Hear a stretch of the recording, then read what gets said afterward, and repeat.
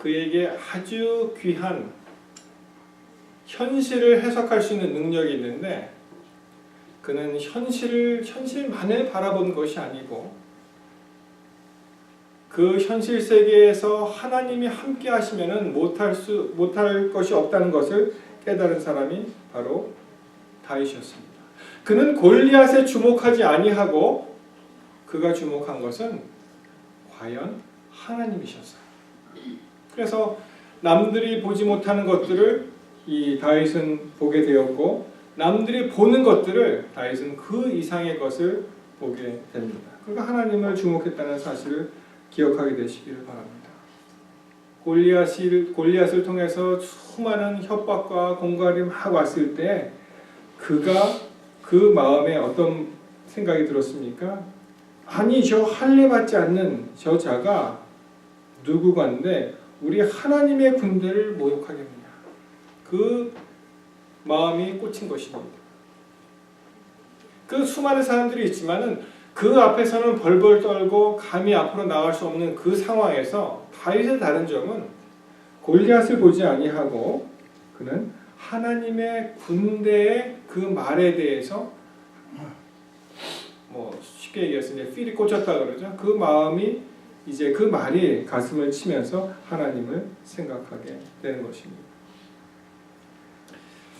그래서 자 보십시오. 8절 보시면 그가 서서 이스라엘 군대를 향하여 외쳐 가라되 너희가 어찌하여 나와서 항오를 벌였느냐 나는 블레셋 사람이 아니며 너희는 사울의 신복이 아니냐 너희는 한 사람을 택하여 내게 내려보내라. 이 골리앗이 하는 일이 이것입니다. 마치 사울을 이제 공격하는 거예요. 사울이 원래 신장이 크다고 되어 있지 않습니까? 그러니까 내가 나왔으니까 이스라엘로 나에게 필적할 만한 사람을 내려보내라. 이렇게 도전을 하고요. 9절 그가 능히 싸워서 나를 죽이면 우리가 너희의 종이 되겠고 만일 내가 이겨 그를 죽이면 너희가 우리의 종이 되어 우리를 섬길 것이니라. 그 블레셋 사람이 또 가로되 내가 오늘날 이스라엘의 군대를 모욕하였으니 사람을 보내어 나로 더불어 싸우게 하라 한지라. 옛날 이거 전투 방법 그렇지 않습니까? 대장이 나와서 지면은 이쪽 다 포로가 되는 것입니다. 내가 나왔으니까 그쪽에서도 한 사람이 나와서 나하고 겨루자 했을 때 우리가 아까 골리앗을 만났을 때 간이 콩알 만해지듯이 똑같은 방법으로 11절에 보시면 사울과 온 이스라엘이 블레셋 사람의 이 말을 듣고 놀라 크게 뭐 했다고 되어 있습니까? 크게 두려워하니라. 크게 두려워합니다. 우리가 그렇습니다. 사실 우리 앞에 있는 풀지 못하는 현실 속에 우리는 두려워합니다. 이스라엘 당시에는 엘라 골짜기가 싸움터였다면 이제 우리 현대를 사는 우리들은 우리의 가정에서, 우리의 직장에서, 심지어 우리의 교회에서, 또 우리의 이웃에서 그런 싸움을, 힘겨운 싸움을 보내고 있는지도 모릅니다. 그런데 놀라운 사실은 이스라엘 백성이 두려워했다고 나와 있습니다. 놀라 크게 두려워합니다. 여러분 사람들이 왜 두려워합니까? 압도될 때 두려워하죠. 그런데 우리 한글 성경에 보시면 맨 처음에 두려워한다는 말이 나옵니다. 어디에 나올까요? 맨 처음에 두려워한다는 말이 창세기 3장 10절에 보시면 내가 동산에서 하나님의 소리를 듣고 내가 벗었으므로 두려워하여 숨었나이다. 이게 두렵다는 것입니다. 그래서 이 두려움의 시작은 하나님에게로의 분리로부터 시작이 된 것입니다. 그가 하나님께로부터 분리됐죠. 불순종으로 말미암아. 그래서 이 두려운 느낌이 그에게 들어갔다는 것입니다. 이 두렵다는 그 표현, 이 여기에 두려워하니라고 맨 앞에 나오는 그 창세기 3장 10절에 나오는 두려워한다는 그 원어를 찾아보시면 같아요. 야레라는 그런 원어를 썼습니다. 히브리 말로.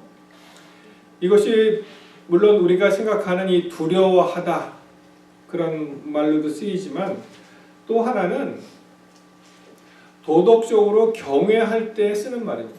경외하는 거. 이 경외한다는 말이 참 좋은 것 같아요. 우리나라 말로 그 성경에 경외한다. 이 영어로 표현하기 참 어려운 그런 단어인데 아주 적합하게 표현을 했다고 이렇게 생각을 합니다. 하나님을 그냥 우리가 두려워하는 것, 막 무서워하는 것이 아니라 그 awesome 그러죠. awesome God 할 때 그러한 어떤 경외심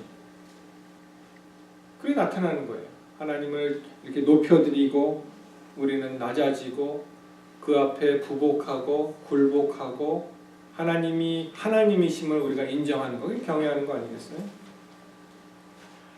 창세기 15장 1절에 보시면 또 이런 말이 있어요. 이후에 여호와의 말씀이 이상 중에 아브라함에게 임하여 가라사대 아브라함아 두려워 말라 나는 너의 방패요 너의 지극히 큰 상급이니라. 하나님께서 두려워하지 말라고 말씀하십니다. 우리가 하나님을 떠나면 두렵지요. 그렇지만 하나님께서 우리를 초청하시고 하나님과 함께 한다면 이 두려워할 이유가 없는 것입니다. 그런데 이 사실적으로 보았을 때 이 두려워한다는 표현이 이제 사무엘상 17장 10절에 아까 읽어드린 그런 단어가 나왔죠. 블레셋 사람의 이 말을 듣고 놀라 크게 뭐라고 했다고요? 여기에 두려워하니라. 그러니까 두려워할 때가 아니에요. 여기는 우리가 경외심을 가지고 그 앞에 나갈 분은 하나님밖에 안 계십니다. 골리앗을 두려워하는 게 아니에요. 골리앗을 경외하는 것이 아닙니다. 그래서 이 두려워한다는 말을 쭉 제가 이 원어로 찾아보고 여러 가지 성경절을 종합해 보니까 뭐 꼭 하나님께만 쓸 때 이런 야레를 쓴다는 그런 것은 아니었지만 뭐 여기서도 쓰이고 저기서도 쓰였지만 또 구별 없이 쓰일 때가 더 많았지만 그러나 분명한 것은 하나님께 두려워한다는 말을 쓸 때는 야레라는 말을 썼다는 것입니다.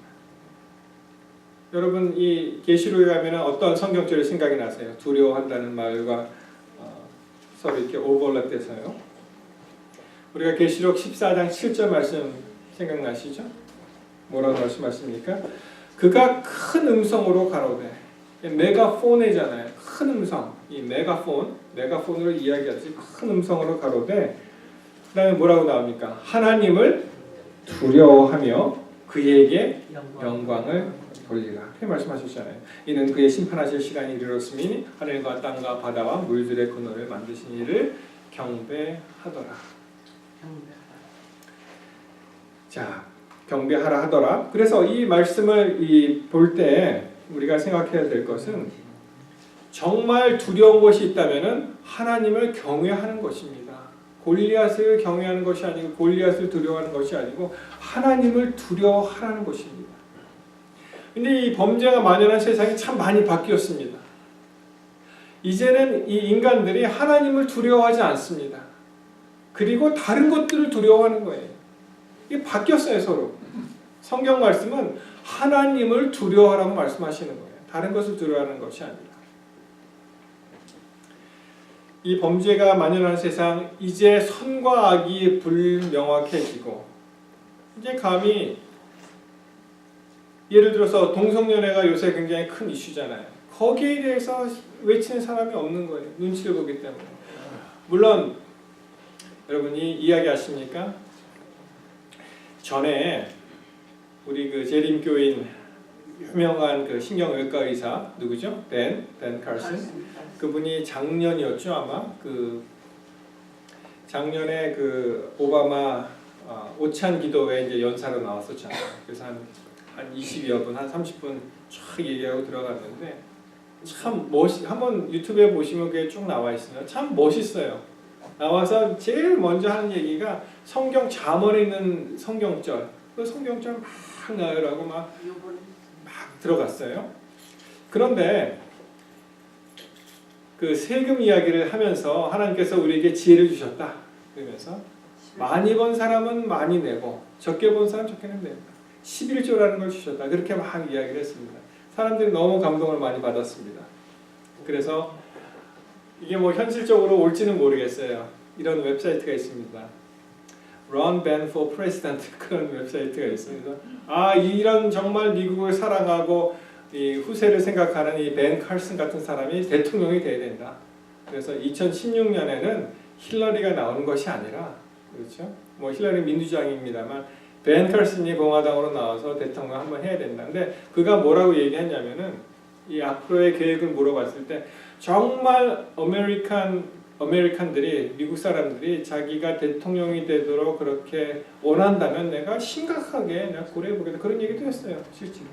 그래서 이제 그런 웹사이트가 있는데 그가 그 어디서 한 연설을 보면은 이 동성연애에 관한 아주 민감한 부분을 얘기했죠. 뭐 많이 뭐 화살도 많이 받고 그렇지만은 그런 얘기를 하면서 하는 얘기가 뭐였냐면은 자기도 동성연애를 하는 사람들의 권리를 자기도 뭐 똑같은 이 뭐라 그럴까요? 그 서로 평등하게 이렇게 받는 것은 뭐 괜찮은데 그 사람들이 그 이상의 권리를 요구하는 건 자기 용납할 수 없다는 것입니다.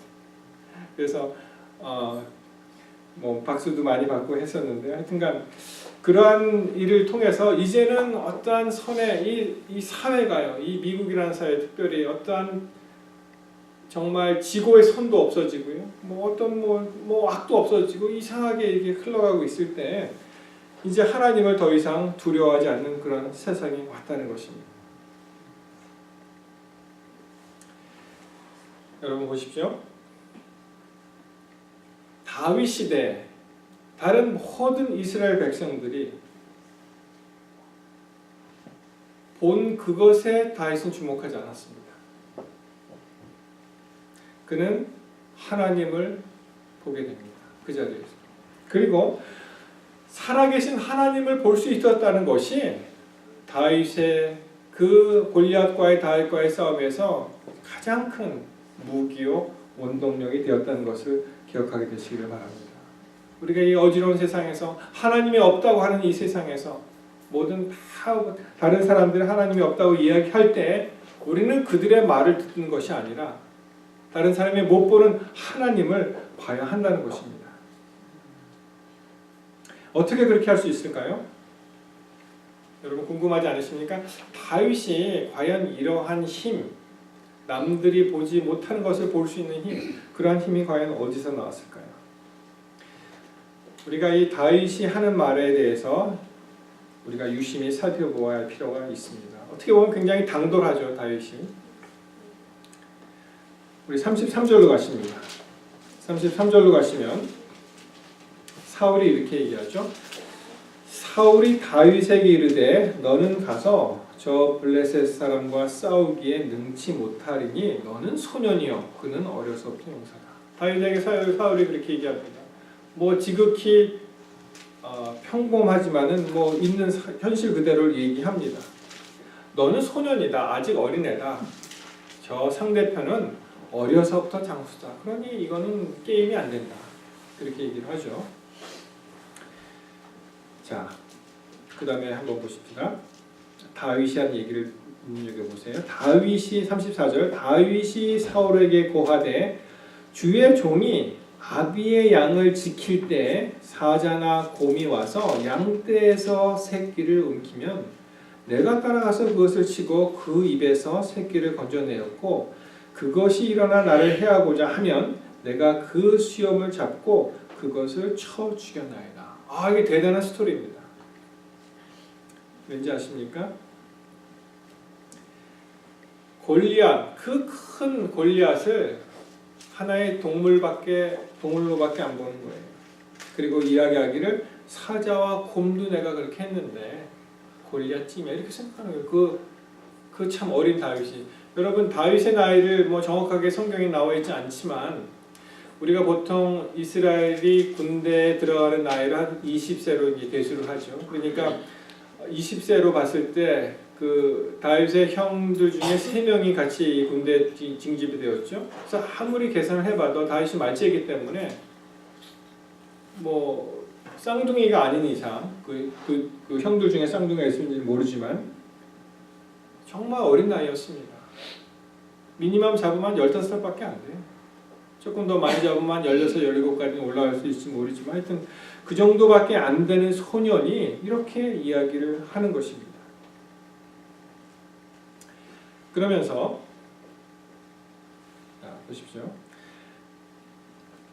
여기서 이제 사자와 곰이 나오는데 여러분 이 아시아에 사자가 있는 거 아세요? 아시아에? 우리가 사자 그러면은 보통 이제 아프리카를 생각하잖아요. 아시아 사자가 있습니다. 그 바벨론이 유명한 것이 이제 사자의 모양과 사자의 형상을 많이 만들었는데 실제로 있었어요. 그리고 지금도 있습니다. 아시아의 사자가 굉장히 숫자가 적고 아프리카 사자보다는 조금 작다고는 해요. 그 사이즈가. 이 곰은 이 동물의 왕국을 보시면 곰은 천하무적이에요. 발톱도 길고 뭐 어디 한 대 맞아서 그냥 뭐 도망가거나 그럴 짐승이 아닙니다. 곰은 우리가 곰 보고 미련하다고 하죠. 미련하지 않아요. 굉장히 날렵합니다. 그리고 빨라요. 그리고 뭐 거의 천하무적입니다. 그런 곰을 잡아서 수염을 자꾸 흔들었다는 거예요. 자, 36절 주의 종이 사자와 곰도 쳤은즉 사시는 하나님의 군대를 모욕한 이 할례 없는 블레셋 사람이리까 그가 그